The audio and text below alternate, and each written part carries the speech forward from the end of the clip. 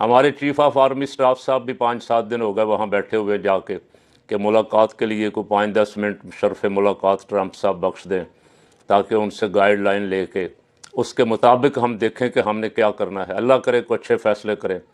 یہی امید کر سکتا ہوں کہ پاکستان کے مسلم امہ کے مفاد میں جنرل صاحب اور اس کے ساتھ کوئی ایسی ویسی سودے بازی نہیں کریں گے جس سے مسلمانوں کے دل دکھیں، مسلمانوں کا نقصان ہو۔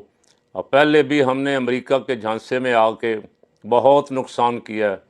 عراق سے صدام حسین کی حکومت کا خاتمہ کروایا، اس میں سب شامل تھے مسلمان ملک بھی۔ پھر افغانستان کے ساتھ جو کیا، اب ایران کے ساتھ بھی، تو پھر پیچھے کیا رہ جائے گا؟ اور یہ ہمارے کم از کم دفاع کی آخری دیوار تھی ایران۔ سب سے بڑا خدشہ اس کو ایران سے تھا، اسرائیل کو، ورنہ اسرائیل تو دنیا میں اس وقت بدماش بنا ہوا ہے۔ ایک طرف سے امریکہ کی ایران کے ساتھ اتحاد کے مذاکرات چل رہے تھے، ایٹمی پروگرام کے معاملات مذاکرات کی میز پہ طے ہو رہے تھے، اور اسرائیل نے مذاکرات کے چھٹے دور سے 2 دن پہلے ایران پہ کھلی جارحیت کا مظاہرہ کیا، حملہ کر دیا، ان کے جرنیلوں کو شہید کیا۔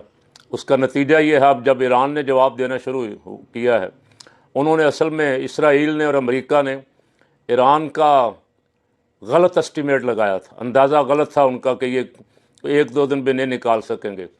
اب جب ایران میزائلوں کی بارش کرتا ہے تو چیخیں تل ابیب سے، حیفا سے واشنگٹن تک جاتی، اور واشنگٹن کا اس وقت وہاں جو کھلبلی مچی ہوئی ہے وہ ساری دنیا دیکھ رہی ہے، مجھے کہنے کی ضرورت نہیں۔